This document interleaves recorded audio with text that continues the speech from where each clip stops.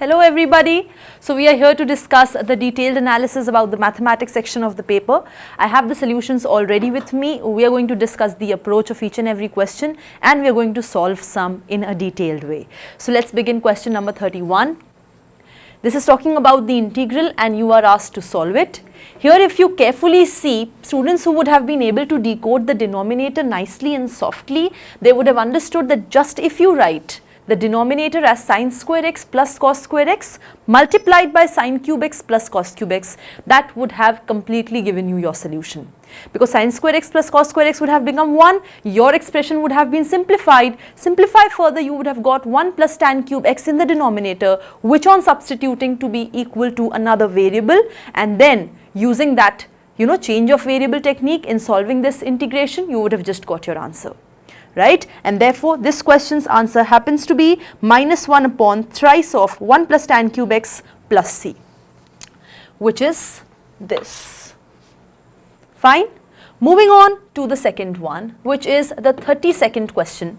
Tangents are drawn to the hyperbola. So here hyperbola tangents are being used. Hyperbola's equation is given to be 4x square minus y square equals 36 at the points P and Q. If these tangents intersect the parabola at this point, then the area you have to tell. So if you are going to plot the diagram of this particular situation, what are you going to get?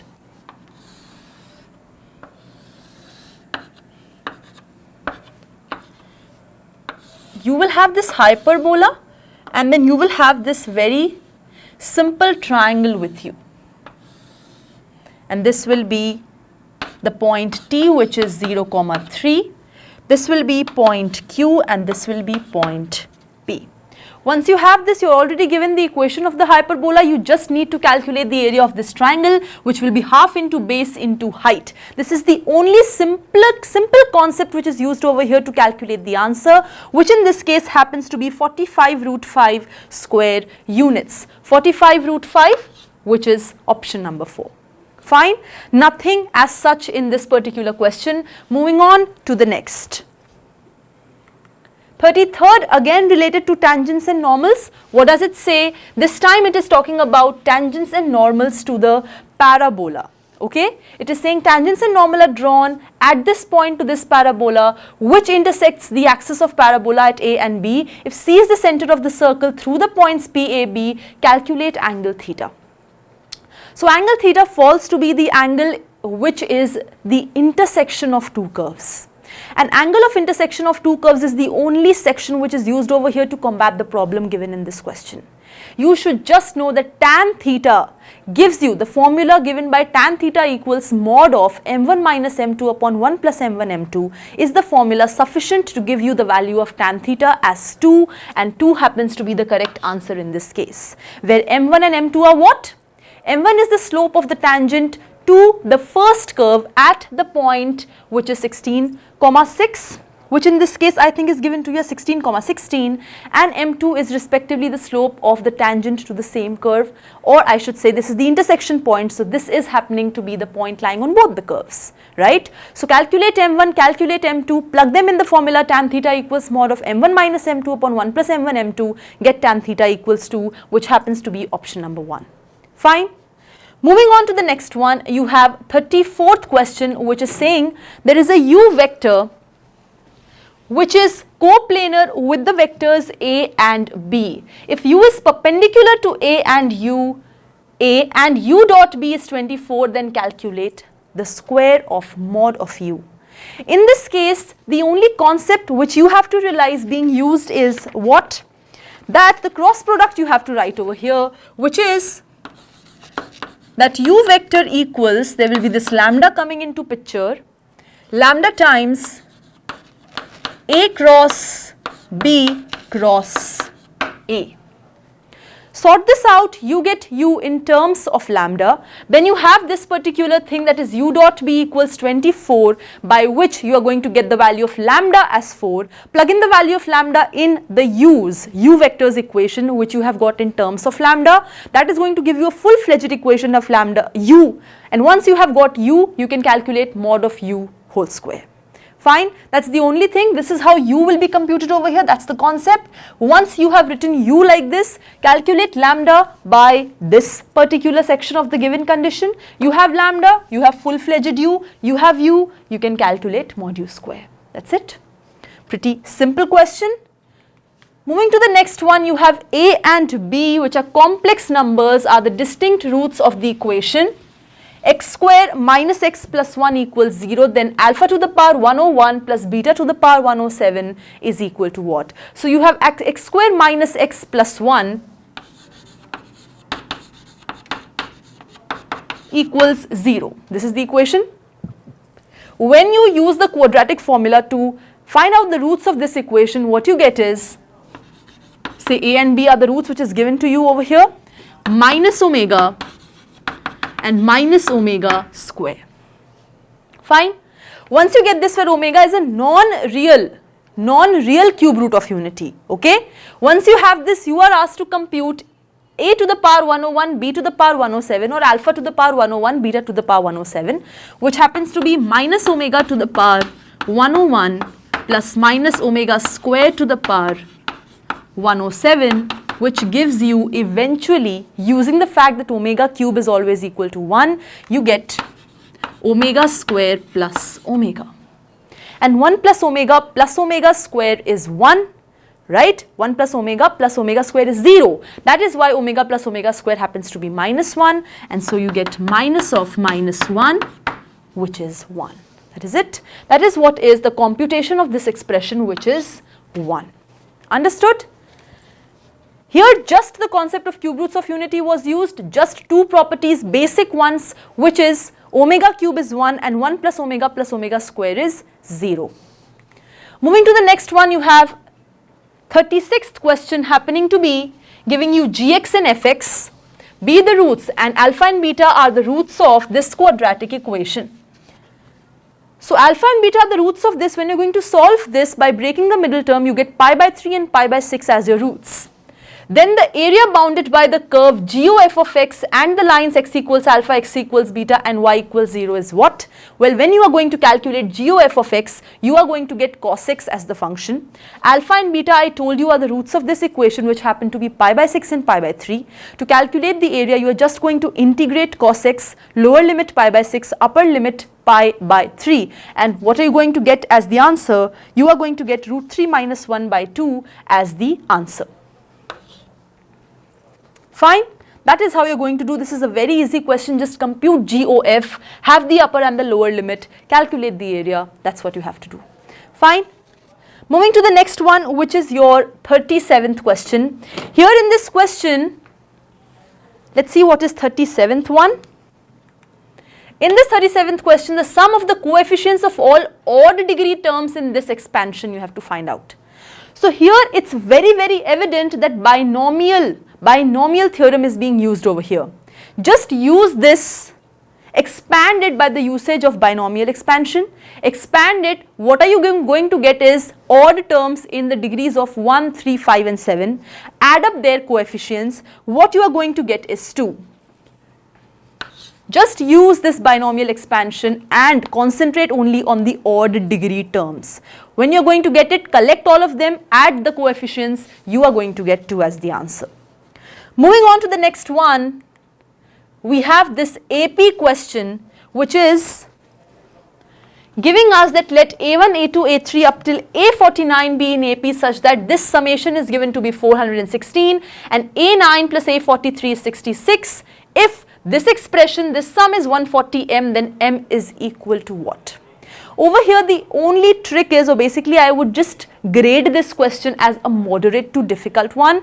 Here the only thing you have to use is the thing in place of this summation, which is going to give you an alternate equation, which you can solve along with this to get your A1 and D. What is that? You have that summation A4k plus 1 equals 416 can be written as 13 by 2 2a1 plus 48 d equals 416. Once you are just able to decode that this is this, and the second equation you have is a9 plus a43 is 66. Solve these two, you get D equals 1 and A1 equals 8. Yes, that's what you get. You get D equals 1 and A1 equals 8. Just substitute these values in this expression, expanded, and you get M equals 34. M comes out to be 34, and that is what is the correct option. Fine. Solve these two, this one and this one. Equation 1 and 2, get these values easily and substitute, get M equals 34. Moving on to the next one, we have 39th question. Here I am not going to solve it. I think this was a very straight question which uses the very formulas of standard deviation and variance directly, and you get your very solution of this 39th question as the second one, which is 2. Fine. Let's move on to the next one. This was pretty easy. Here you have PQR is a triangular park with PQ equals PR equals 200 meters. A TV tower stands at the midpoint of QR if the angles of elevation of the top of the tower at P, Q and R are respectively 45, 30 and 30, then the height of the tower is what? Well, once you are able to accomplish the drawing of this particular situation, you will just have to focus on tan 30, which is root 3. Once you have got that, just compute h, which is the height, which is eventually going to come out very, very easily, right? Just draw the diagram of this scenario, which you all should be able to draw by the definite practice that you have done in order to accomplish the very answers of related to angles of elevation. Once you have done that, you will be able to compute the height by the usage of tan 30, as I said. Fine. And this particular question, which is question number 40, gives you height to be equal to 100 meters. So you have fourth option as the correct one. Moving on to the next, we have 41st. Two sets A and B are as under. You are given all those ordered pairs such that mod of A minus 5 is less than 1, mod of B minus 5 is less than 1, and similarly there is a set B given to you. You are asked what is the relation among A and B given in 1, 2, 3, 4 options. Here if you just replace A minus 5 by X, B minus 5 by Y, you have mod x less than 1 and mod y less than 1, which is nothing but the equation of a square with its vertices as what? 1, 0, 0, 1. You're going to get such a square. Let me plot it down. You will have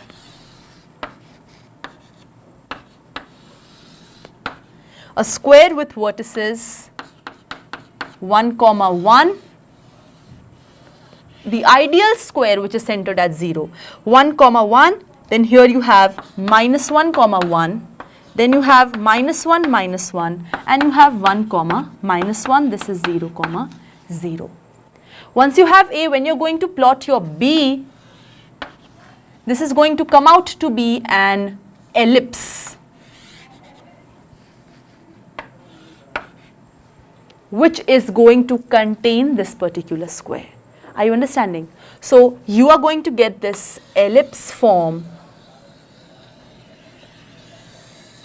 and therefore set B is going to be all the points lying on and inside the ellipse, right? So these are square consists, all the points on the square are the points which are sitting in set A, and points on and in this ellipse are the points sitting in set B, and therefore obviously by this 41st question, what is it that we get? We get that answer is the first one, which is A is contained in B, the square is sitting inside the ellipse. Fine. Moving to the next one, we have 42nd, which is related to your permutations and combination section. What does it say? It says that from 6 different novels and 3 different dictionaries, 4 novels and 1 dictionary are to be selected and arranged in a row on a shelf so that the dictionary is always in the middle. The number of such arrangements is what? So as you can decode from this statement, it was a direct PNC question which used a very simple formula. What was it? The very number of such arrangements, number of ways in which this arrangement can take place is what? In this question, the number of ways in which arrangements can take place is 6C4, 3C1, into 4 factorial. Once you have this, you are going to accomplish your answer as 1080. So there are 1080 ways of arrangement. Number of ways in which this arrangement can take place is 1080. So you have at least 1000, of course, is there, right? 1080 is beyond 1000, so you have fourth option as the correct one. Fine. Moving on to the next, which is the 43rd question. It is saying fx is this, gx is this. If hx is f upon g, find the local minimum value of h. This is pretty easy question when you're going to compute h as f upon g. When you're going to simplify, you will see that the complete hx function is sandwiched between minus 2 root 2 and plus 2 root 2, right? And that is why the answer happens to be of local minimum is something that you want to find out, right? So what will happen to the local minimum of 43rd? As I said, the entire function will be sandwiched between minus 2 root 2 and plus 2 root 2, and so plus 2 root 2 will happen to be the minimum value. 2 root 2 will be the local minimum value, and that is what happens to be your answer.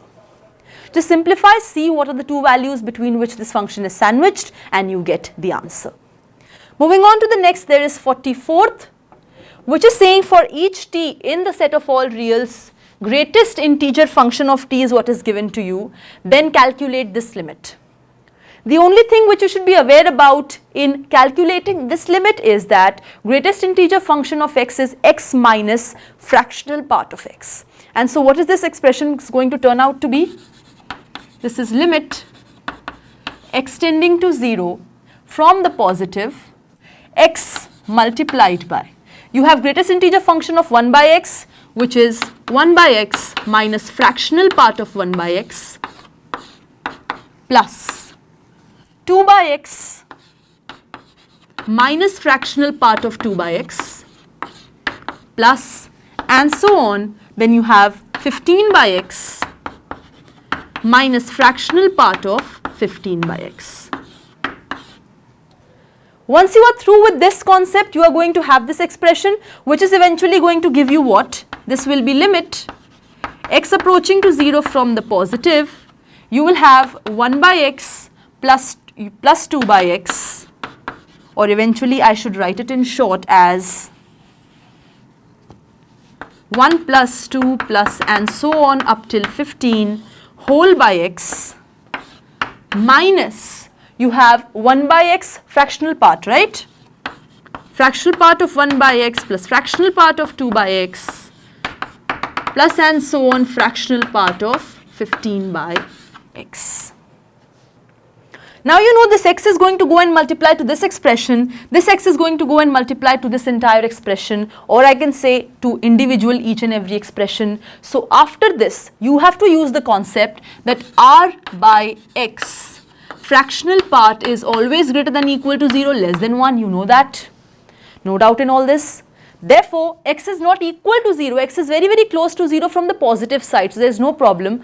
I am having 0 is less than equal to x fractional part of r by x strictly less than x. Once you have this, you can see this particular function is sandwiched between the constant function 0 and identity function y equals x, which you know both of them tend to 0 as x tends to 0. That means limit x tends to 0 of x into fractional part r by x is 0, which is going to make this, all these expressions multiplied by x when limit is applied as 0, and therefore you are just going to get limit x tends to 0 from the positive 1 plus 2 plus and so on 15 upon x into x. This x gets cancelled. Sum of first 15 terms, you get 15 into 16 by 2, which eventually lands to give you what?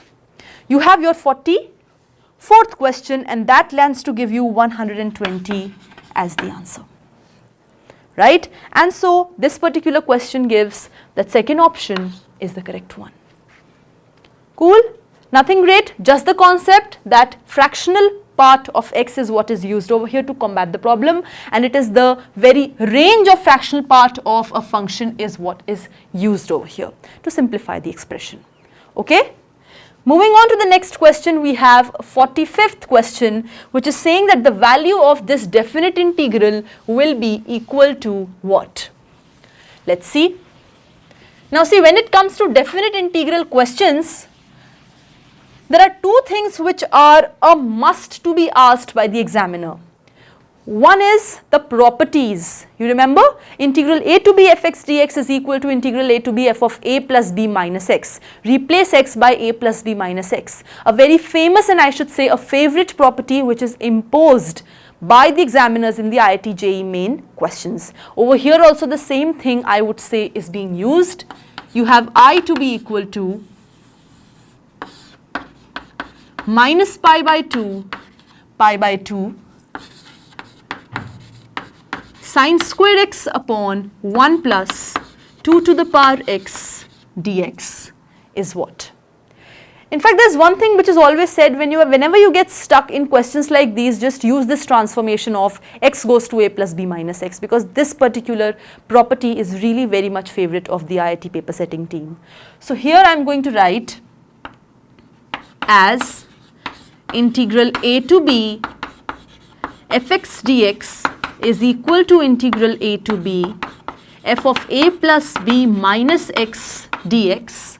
Therefore, I will eventually be equal to minus pi by 2 sine square x upon 1 plus 2 to the power minus x.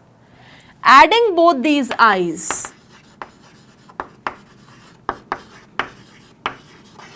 so suppose I say that's 2 and that is 1. Once you add them, what you get is 2 times I is minus pi by 2 sine square x dx.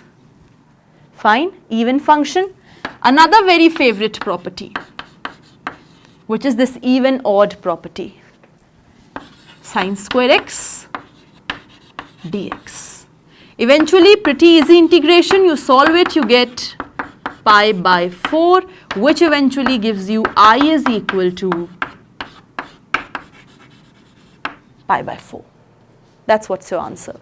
So your I turns out to be pi by 4. Fine. Moving on to the next one, we have 46th question, which says there is a bag which contains 4 red and 6 black balls. Okay. There are 4 red balls in the bag and there are 6 black balls in the same bag. So overall right now there are 10 balls in the bag. A ball is drawn at random from the bag along with, once its color is observed, along with that ball, 2 additional balls of the same color are returned to the bag.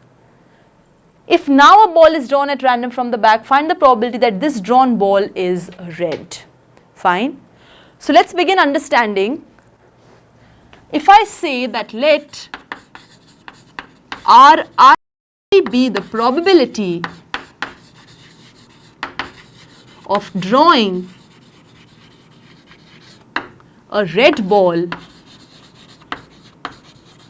in the ith draw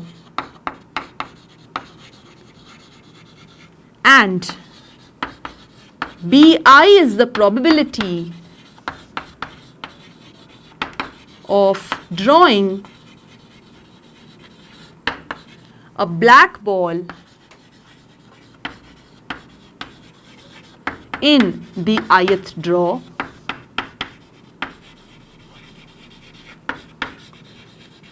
then what can I say about probability of R1? Drawing a red ball in the first draw, there are 4 red balls, so you have 4 by 10 as the probability, no problem. What is probability of R2? Probability of drawing a red ball in the second draw. Understanding? Probability of drawing a red ball in the second draw. What is going to happen? You are going to draw what? When you have drawn the red ball in the first draw, you have kept 2 more red balls inside the bag. Then you are drawing a red ball again in the second draw. What do you get as the answer? So what you get is, in the 46th question, as probability of R2 when R1 has already taken place is 6 by 12. drawing a red ball when one red ball is already drawn. So when the first red ball was drawn, 2 more red balls were kept, right? And therefore there were now 6 red balls. Now there are 12 balls all in all, including the black balls, and then drawing a red ball has probability 6 by 12. Here drawing a black ball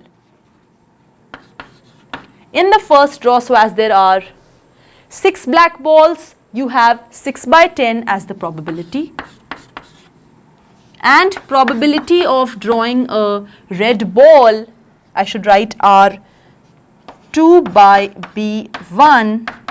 This is what? Drawing a red ball in the second draw, basically drawing a red ball when one black ball has already been drawn. So when one black ball was drawn, 2 black balls additionally were kept inside the bag, and therefore there were all in all 12 balls when there were 8 black balls and 4 red balls. So you have 4 by 12 as this probability, right? Therefore, your required probability will be what? It will be probability of R1 into probability of R2 by R1 plus probability of B1 into probability of R2 by B1. That's what's asked in the question. No wonder that this is the very probability which eventually is going to come to you as 2 by 5. Right? That is what is the answer. Yes, that's 2 by 5. So you have first option as the correct one. Okay. Moving on to the next one, we have 47th. It is again using a direct straight concept. This time I would say the paper was just about concepts, nothing about recalling. Cramming would never have worked for this particular JEE Main exam. You have the length of projection of the line segment joining these 2 points on this plane. Everything is given to you. Use the direct formula. What is it that you are going to get? You will get AC equals AB vector into AC vector, right? And that is going to give you length of projection as root 2 by root 3. Nice question. I would say a direct usage of concept. Moving next to the 48th question. This is related to trigonometric equations. Pretty simple to evaluate it. You would have taken common some things and then left with some things inside the braces. Equating to 0 would have given you cos 3x equals 1 by 2, which is cos pi by 3, and therefore you would have got 3x equals 2n pi plus minus pi by 3, and therefore you would have got x equals 2n pi by 3 plus minus pi by 9, where n happens to be in the set of integers, which is the correct option. What is that? If you put it to be equal to k pi, then k is equal to what? That means it is asking you to add all the very solutions of this question, which just now I said are given by 2n pi by 3 plus minus pi by 9. So what is going to happen to the addition? It is going to come out to be 13 pi by 9. So it's k pi already. So 13 by 9 happens to be the answer. K pi, that means 13 pi by 9 is the answer. Pi you don't have to write. 13 by 9 will be the answer. Cool? Moving to the next one, you have a straight line through a fixed point intersects the coordinate axis at distinct points P and Q. If O is the origin and rectangle OPRQ is completed, then the locus of R is what? In this 49th question, I would say once you are able to draw the figure, which is this,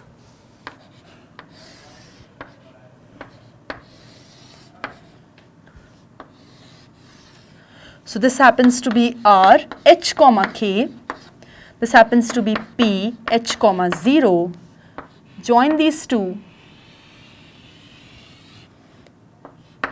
What is it that you get? This is 0 comma K, that's the point Q, and here you get O, and this somewhere here is 2 comma 3. Fine. So when you try to find the equation of PQ, what you get is equation of PQ turns out to be x by h plus y by k equals 1. Once you have this, what you're supposed to do is, because it passes through the point 2 comma 3, 2 comma 3 is going to satisfy it. Do that, you get the locus, that is 2 by x plus 3 by y equals 1. So 3x plus 2y equals xy is the very equation. What is it? 3x plus 2y equals xy. Easy question, nice one. Move on to the next, 50th. Again, pretty nice question, I would say nice as in direct usage of concepts. Let A be the sum of the first 20 terms and B be the sum of first 40 terms of this particular series. If B minus 2A is 100 lambda, then lambda is equal to what? Just start from B minus lambda to B minus 2A from the left hand side. You know what is B, you know what is A, simplify, use the formula of sum of first 20 terms, sum of first 10 terms, get the value of lambda within no time. So this involved certain calculations, but this was a pretty nice question, I would say. So 50th question happens to give you 100.248 as what? B minus 2A is equal to 100 lambda, and so the answer to this particular question happens to be the first one. That's 248. Just use the direct formulas for sum of first 20 terms, sum of first 10 terms, and get what you want. Cool. Moving to the next one, we have 51st. If the curves y square equals 6x, 9x square plus by equals 16 intersect each other at right angles, what is the value of b? I told you that here you are given, it looks like it's a coordinate geometry question, but as it is just asking you to trace these curves and get what the value of b if they are intersecting at right angles. That means the concept used is angle of intersection of two curves. If you're trying to plot this out, you will get the parabola functions like this over here, and you have already the ellipse. So the parabola is y square equals 6x, that's why it's like this. And you have 9x square plus by square equals 16. When two curves intersect at right angles, the product of their slopes is -1. Calculate the slopes of both the curves. Suppose I say this is curve 1 and this is curve 2 and this is some point of intersection x1 comma y1. Fine. So you know if the two curves intersect at right angles, that means the product of their slopes, which is drawn to these two curves at this particular point of intersection, will be -1. So what you do is calculate the slopes at this particular point, take the product, equate it to -1. If I talk about curve 1, if you differentiate, you get 2y dy by dx equals 6, which gives you dy by dx equals 6 by 2y, or you get 3 by y. Therefore, dy by dx at the point of intersection x1 comma y1 will give you 3 by y1 as the slope. If you talk about C2, you have C2 as 9x square plus by square equals 16, which gives you 18x when you differentiate, plus 2by dy by dx equals 0. Next you have what? 2by dy by dx equals minus 18x. So dy by dx is going to come out to be minus 18x by 2by, which is going to give you minus 9x upon by, which at the point x1 comma y1 is going to give you minus 9x1 upon by1. Fine. Take the product, equate it to -1. What is it that you get for this particular question number 51? When you're going to take the product, equate it to -1, you will get 27x1 by by1 square. Just see, 3 upon y1 into minus 9x1 upon by1 is going to give you what? Minus 27x1 upon by1 square. Isn't it? And once you take the product to be equal to -1, you get b equals 9 by 2 pretty easily, and therefore 9 by 2 is the correct answer. Here this question is talking about conics, but actually it is using the concept of angle of intersection of two curves at the point of intersection. Moving to the next question, let's see what that is. Let the orthocenter and centroid of a triangle be this and this if C is the circumcenter of the triangle, then the radius of the circle having line segment AC as the diameter is what? In this particular 50-second question, there's just one concept which is used, that the centroid divides the line segment joining the orthocenter and the circumcenter in the ratio 2:1. That is it. You know this, you get the answer. So in this 50-second question, as I said, this is the only concept which is used. You can calculate the length of AB, which comes out to be 2√10, then use that this centroid divides this line in the ratio 2:1. Once you have it, you get radius of the circle as 3 into √5/2. So 3 into √5/2 is what you get as the answer of this question. Moving to the next one after this is 53rd. This particular question says S is given to be the collection of all those real numbers such that for those real numbers this function is not differentiable. What here you have to do is, concept of differentiability is used. You should know what is left hand derivative, right hand derivative at a point. Calculate these particular limits at 0, at pi. These are the numbers which are evident to be used over here, right? Okay, at which points differentiability can create a problem. So just try doing that. You are going to get the function is differentiable at 0. So this particular set is going to come out to be empty. Just simple concept of LHD and RHD of a function at a point is going to reap you the answer. Moving to the next one, you have 54th. This determinant is given to you and ordered pair is being asked from you, where that is A comma B. Take this determinant on the left hand side, put x equals 0, get an expression, get an equation, mark it equation number 1. In the next case, what you do is take out x common.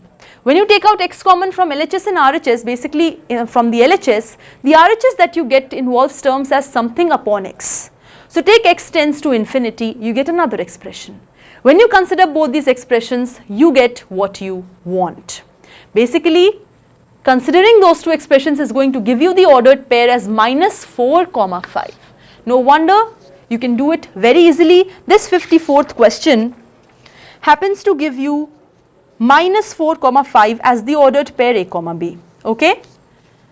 Moving on to the next one, we have Boolean expression. This particular question I am just not doing. This is pretty easy. If you are interested in making a truth table for it, you can do that. Rather than that, if you're just aware about the generalized results, how these expressions actually intermingle and distribute among themselves, you will be able to read the answer. This particular question number 55 possesses 4th option as its correct one, that is negation of B. Fine. Moving to the next one, we have 56th. If the system of linear equations has a non-zero solution, then xz upon y square is equal to what? Just if you would have been aware that the determinant of the coefficient matrix has to be 0 for it to give a non-zero solution, you would have got k equals 11. The moment you have got k, story becomes very simple, friends, and therefore you get what you want. So in this 56th question, when you get k equals 11, you just keep on solving in a general manner how you do when you know all the proper coefficients of all the variables, and that reaps you that 10 is the answer of xz upon y square. Just using the concept that determinant of the coefficient matrix has to be 0 to reap you a non-zero solution is enough to attempt and get the right answer for this question. Moving to the 57th question, what is this question trying to say? It says let S be all those real numbers which are non-negative such that this particular expression is satisfied for those x's, then S is equal to what?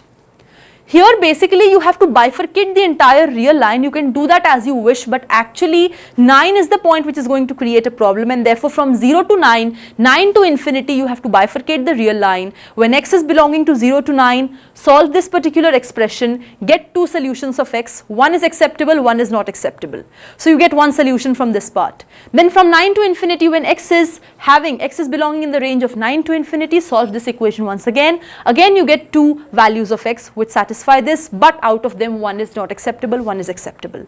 So all in all, from both the cases you get 1, 1 each answer, which is the value of x acceptable, and therefore there are two values of x, which is 4 and 16. That is why S, which is containing all those values of x for which this is satisfied, is going to contain exactly 2 elements. So 57th question is having your answer number 2. Moving on to the next one, that's 58th. If the tangent at 1, 7 to the curve x square equals y minus 6 touches the circle, having this particular equation, then the value of C is what? So 58th question, let's try to analyze. Here the only thing you need is equation of tangent at 1, 7 to the curve x square equals y minus 6, which is going to come out to be 2x minus y plus 5 equals 0. Once you have got this, the only next thing which you have to use according to the diagram, if you see, this is the radius and say this is the circle. Fine. So you can see this radius, length of the radius itself is the length of the perpendicular, isn't it? So the only thing you have to use is perpendicular from the center minus 8, minus 6 to this particular line 2x minus y plus 5 equals 0 should be equal to the radius of the circle. Compute the radius very easily, get C equals 95. The only two concepts here, one equation of tangent, one when you draw the diagram you see that that result is true, radius is equal to the length of the perpendicular. So by that you approximate, basically apply that particular concept to find out the very radius. Once you get it equal to root 5 equals root over 100 minus C, which gives you C equals 95. Moving on to the 59th question, we have a differential equation given to us. You can very easily find out the solution of this differential equation at pi by 2, y is 0, use that and then get exact solution because you will get the value of the constant by using this initial condition. Once you have the exact solution, calculate y at pi by 6. I won't grade it as a difficult question. This was pretty nice. Just solve it, use this condition, get complete solution.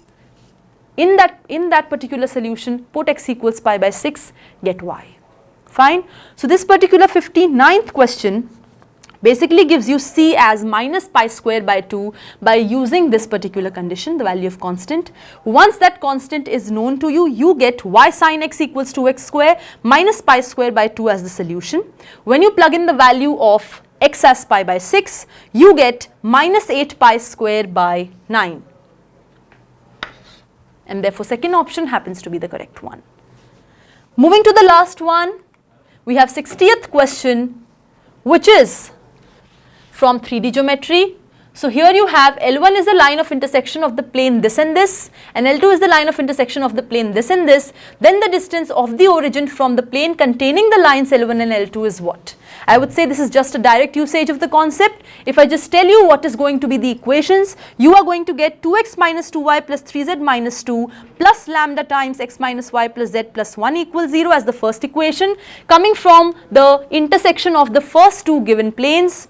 And then you have x into lambda plus 2 minus y into 2 plus lambda plus z times lambda plus 3 plus lambda minus 2 equals 0. And this is having infinite number of solutions with x plus 2y minus z minus 3 equals 0 and 3x minus y plus 2z minus 1 equals 0. So the respective determinant is going to come out to be 0. Once that is 0, you have got it. You can find out the value of lambda very easily. Lambda will be equal to 5. So solving lambda equals 5, you are going to get the perpendicular distance comes out to be 3 upon root over 162, which gives you 1 by 3 root 2 on solving. And so 1 by 3 root 2 happening to be the first option gets to be the correct one. That completes our discussion about the 30 questions of the mathematics section. I'll see you next time. Thank you.